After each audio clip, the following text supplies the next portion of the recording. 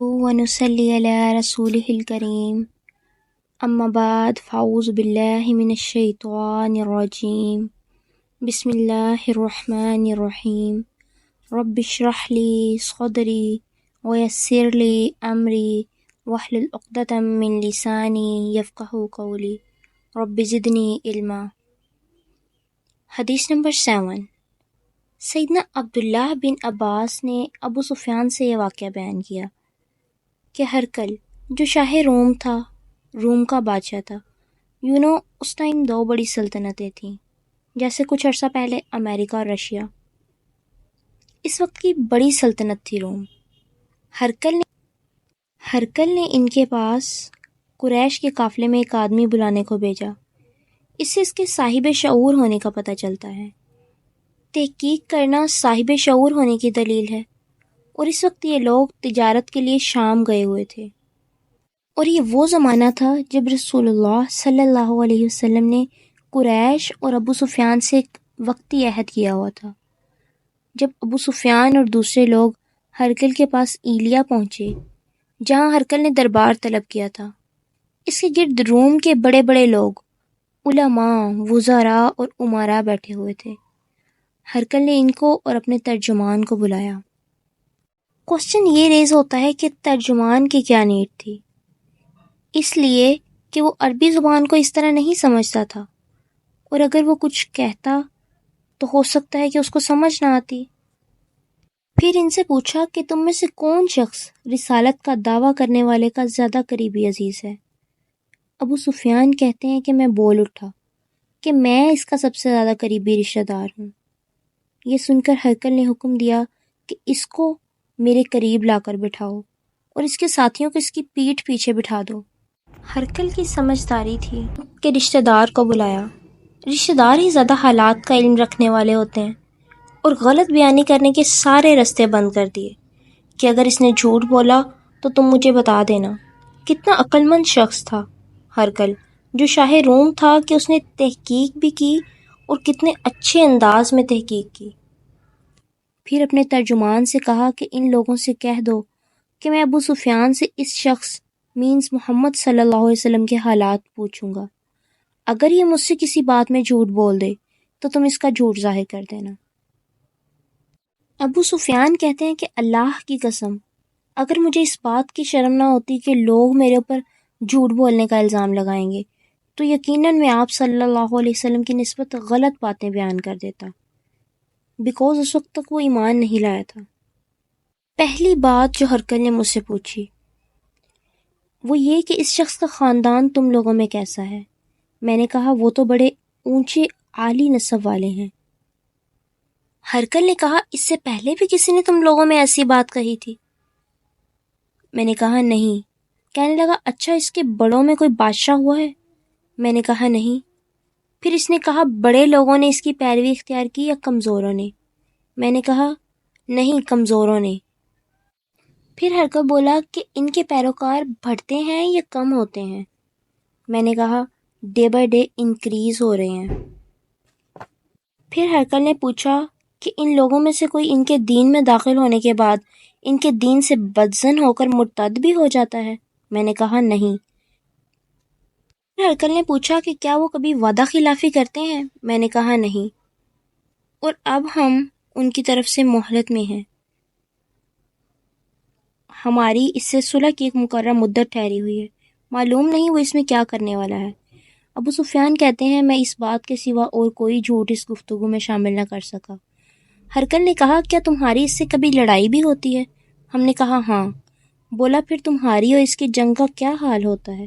میں نے کہا لڑائی ڈول کی طرح ہے، کبھی وہ ہم سے میدان جنگ جیت لیتے ہیں اور کبھی ہم ان سے جیت لیتے ہیں۔ ہرقل نے پوچھا وہ تمہیں کس بات کا حکم دیتا ہے؟ میں نے کہا وہ کہتا ہے کہ صرف ایک اللہ ہی کی عبادت کرو، اس کا کسی کو شریک نہ بناؤ، اور اپنے باپ دادا کی شرک کی باتیں چھوڑ دو، اور ہمیں نماز پڑھنے، سچ بولنے، پرہیزگاری اور صلہ رحمی کا حکم دیتا ہے۔ یہ سب سن کر ہرقل نے اپنے ترجمان سے کہا کہ ابو سفیان سے کہہ دے کہ میں نے تم سے اس کا نسب پوچھا تو تم نے کہا وہ ہم میں اعلیٰ نسب ہیں، اور پیغمبر اپنی قوم میں اعلیٰ نسب ہی بھیجے جاتے ہیں۔ میں نے تم سے پوچھا کہ دعویٰ نبوت کی یہ بات تمہارے اندر اس سے پہلے کسی اور نے بھی کہی؟ تو تم نے جواب دیا کہ نہیں۔ تب میں نے اپنے دل میں کہا کہ اگر یہ بات اس سے پہلے کسی نے کہی ہوتی تو میں سمجھتا کہ اس شخص نے بھی اسی بات کی تقلید کی جو پہلے کہی جا چکی ہے۔ میں نے تم سے پوچھا کہ اس کے بڑوں میں کوئی بادشاہ بھی گزرا ہے؟ تم نے کہا نہیں۔ تو میں نے دل میں کہا کہ ان کے بزرگوں میں سے کوئی بادشاہ ہوا ہوگا تو کہہ دوں گا کہ وہ شخص اپنے آباء و اجداد کی بادشاہت اور ان کا ملک دوبارہ حاصل کرنا چاہتا ہے۔ پھر میں نے تم سے پوچھا کہ اس بات کے کہنے مینس پیغمبری کا دعویٰ کرنے سے پہلے تم نے کبھی اس کو دروغ گوئی کا الزام لگایا ہے؟ تو تم نے کہا کہ نہیں۔ یقیناً اب میں جانتا ہوں کہ کوئی شخص ایسا نہیں ہو سکتا کہ لوگوں سے تو جھوٹ بولنا، غلط بیانی چھوڑ دے اور اللہ پر جھوٹ بولے۔ اور میں نے تم سے پوچھا کہ بڑے بااثر لوگوں نے ان کی پیروی کی ہے یا کمزور لوگوں نے؟ تو تم نے کہا کہ کمزور لوگوں نے ان کی پیروی کی ہے۔ دراصل تمام پیغمبروں کے پیروکار یہی لوگ ہوتے رہے ہیں۔ تم سے پوچھا کہ اس کے ساتھی بڑھ رہے ہیں یا کم ہو رہے ہیں؟ تم نے کہا وہ بڑھ رہے ہیں، اور ایمان کی کیفیت یہی ہوتی ہے کہ وہ کامل ہو جاتا ہے۔ پھر میں نے تم سے پوچھا کیا کوئی شخص ان کے دین میں داخل ہونے کے بعد ان کے دین سے ناخوش ہو کر دین سے پھر بھی جاتا ہے؟ تو تم نے بیان کیا نہیں، ایمان کا حال ایسا ہی ہے، جب اس کی بشاشت دلوں میں رچ بس جائے تو پھر نہیں نکلتی۔ اور میں نے تم سے پوچھا کہ آیا وہ وعدہ خلافی کرتے ہیں؟ تو تم نے بیان کیا کہ نہیں، اور بات یہ ہے کہ اسی طرح تمام پیغمبر وعدہ خلافی نہیں کرتے۔ اور میں نے تم سے پوچھا کہ وہ تمہیں کس بات کا حکم دیتے ہیں؟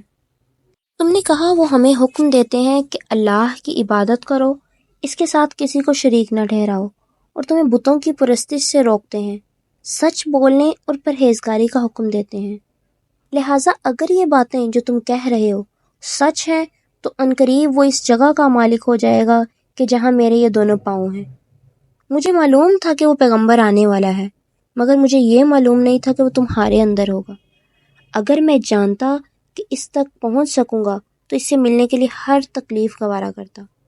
اگر میں اس کے پاس ہوتا تو اس کے پاؤں دھوتا۔ ہرقل نے رسول اللہ صلی اللہ علیہ وسلم کا وہ خط منگوایا جو آپ نے دحیہ کلبی رضی اللہ عنہ کے ذریعے حاکم بصرہ کے پاس بھیجا تھا، اور اس نے وہ ہرقل کے پاس بھیج دیا تھا۔ پھر اس کو پڑھا تو اس میں لکھا تھا اللہ کے نام کے ساتھ جو نہایت مہربان اور رحم والا ہے۔ یہ خط ہے اللہ کے بندے اور اس کے پیغمبر محمد صلی اللہ علیہ وسلم کی طرف سے بادشاہ روم کی طرف۔ اس شخص پر سلام ہو جو ہدایت کی پیروی کرے۔ اس کے بعد میں آپ کے سامنے دعوت اسلام پیش کرتا ہوں۔ اگر آپ اسلام لے آئیں گے تو دین و دنیا میں سلامتی نصیب ہوگی، اللہ آپ کو دوہرا ثواب دے گا، اور اگر آپ میری دعوت سے روگردانی کریں گے تو آپ کی رعایا کا گناہ بھی آپ پر ہی ہوگا۔ میری دعوت سے منہ پھیرو گے تو تمہاری تمام رعیت کے ایمان نہ لانے کا گناہ بھی تم پر ہوگا۔ اے اہل کتاب، ایک ایسی بات پر آ جاؤ جو ہمارے اور تمہارے درمیان یکساں ہے، وہ یہ کہ ہم اللہ کے سوا کسی کی عبادت نہ کریں اور کسی کو اس کا شریک نہ ٹھہرائیں، اور نہ ہم میں سے کوئی کسی کو خدا کے سوا اپنا رب بنائے۔ پھر اگر وہ اہل کتاب اس بات سے منہ پھیر لیں تو مسلمانوں، تم ان سے کہہ دو کہ تم مانو یا نہ مانو، ہم تو ایک خدا کے اطاعت گزار ہیں۔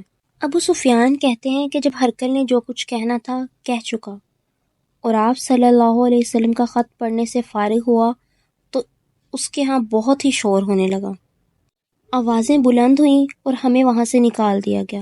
میں نے اپنے ساتھیوں سے کہا جبکہ ہم سب باہر کر دیے گئے کہ دیکھو ابو قبشہ کے بیٹے مینس محمد صلی اللہ علیہ وسلم کا معاملہ اور رتبہ ایسا بڑھ گیا کہ اس سے بنو اسفر روم کا بادشاہ بھی خوف کھاتا ہے۔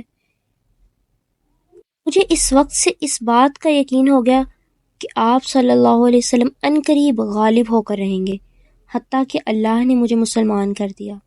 راوی کا بیان ہے کہ ابن ناطور ایلیا کا حاکم ہرقل کا مصاحب اور شام کے نصارہ کا لاٹ پادری بیان کرتا تھا۔ ہرقل جب ایلیا آیا ایک دن صبح کو پریشان اٹھا تو اس کے درباریوں نے دریافت کیا کہ آج ہم آپ کی حالت بدلی ہوئی پاتے ہیں، کیا ریزن ہے؟ ابن ناطور کا بیان ہے کہ ہرقل نجومی تھا، علم نجوم میں وہ پوری مہارت رکھتا تھا۔ اس نے اپنے ہم نشینیوں کو بتایا کہ میں نے آج رات ستاروں پر نظر ڈالی تو دیکھا کہ ختنہ کرنے والوں کا بادشاہ ہمارے ملک پر غالب آ گیا ہے۔ بھلا اس زمانے میں کون لوگ ایسا کرتے ہیں؟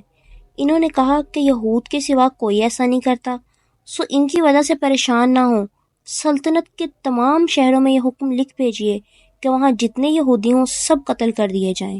وہ لوگ انہی باتوں میں مشغول تھے کہ ہرقل کے پاس ایک آدمی لایا گیا جسے شاہ غسان نے بھیجا تھا۔ اس نے رسول اللہ صلی اللہ علیہ وسلم کے حالات بیان کیے۔ جب ہرقل نے سارے حالات سن لیے تو کہا، جا کر دیکھو وہ ختنہ کیے ہوئے ہیں یا نہیں۔ انہوں نے اسے دیکھا تو بتلایا کہ وہ ختنہ کیا ہوا ہے۔ ہرقل نے جب اس شخص سے عرب کے بارے میں پوچھا تو اس نے بتلایا وہ ختنہ کرتے ہیں۔